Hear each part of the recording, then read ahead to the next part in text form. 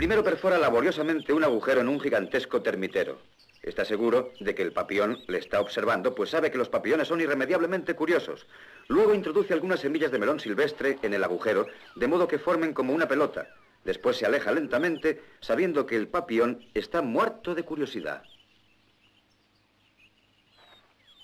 El papillón no se fía en absoluto de este ser humano, de modo que finge indiferencia.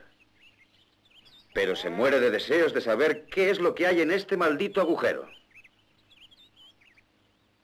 Finalmente, el muy curioso no puede resistir por más tiempo. Tiene que saber qué es lo que hay allí dentro. Introduce la mano, agarra un puñado de semillas y ahora su mano es demasiado grande para poder sacarla.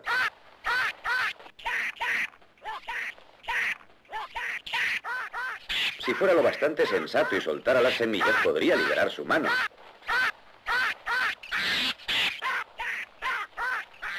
Pero cuando las suelta, es ya demasiado tarde.